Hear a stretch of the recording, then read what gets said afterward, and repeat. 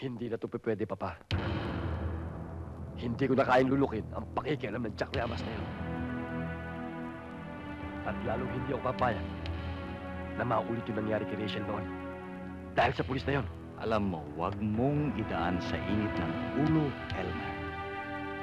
Ako rin. Gusto ko rin ipaghiganti si Benito.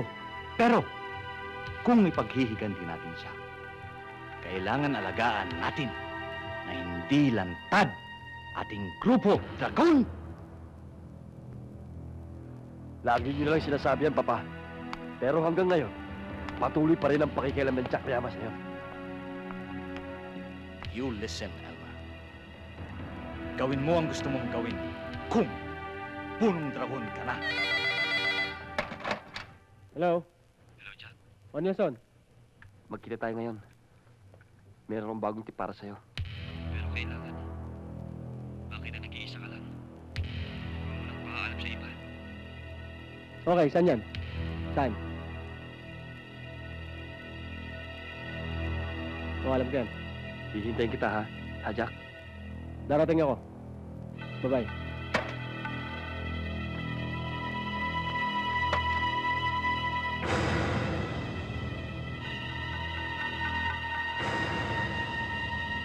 Good work. Patawarin mo ko, Jack.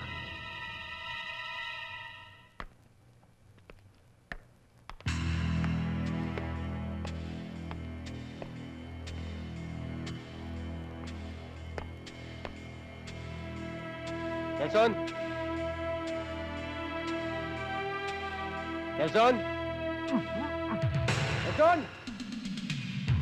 Nelson!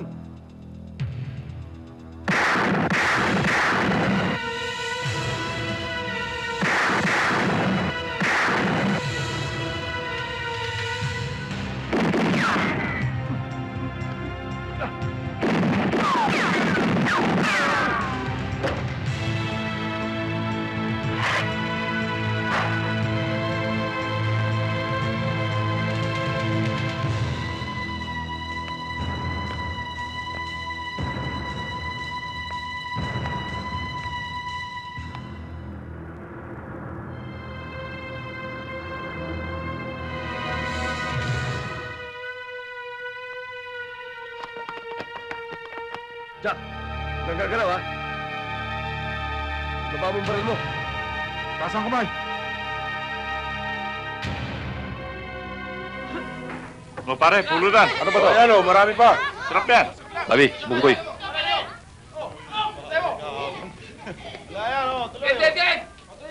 Anong po?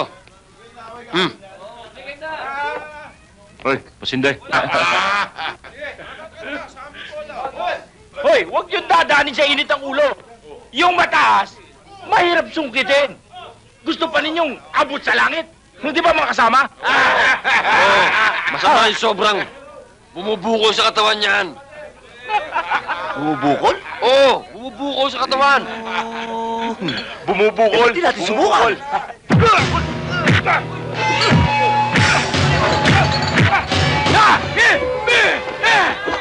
Karate! Shaolin Master! Lahat alam mo? Oo! Aba, ano ito? Bote! Yuliko ka pa?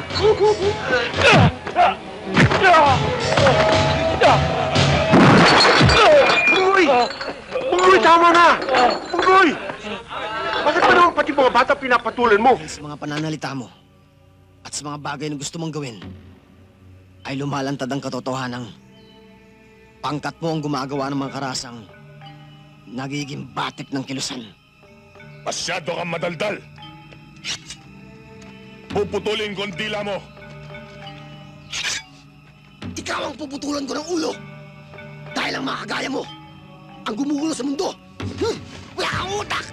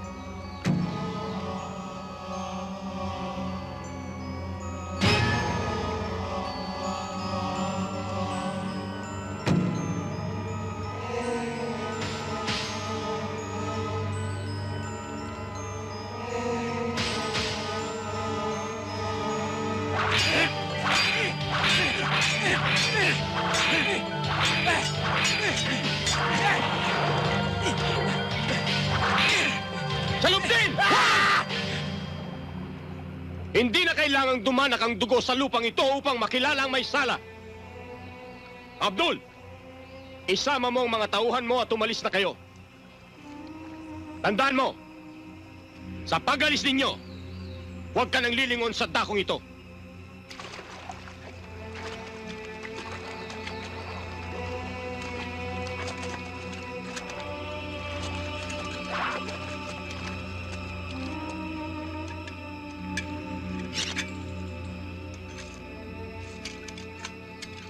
Tayo na!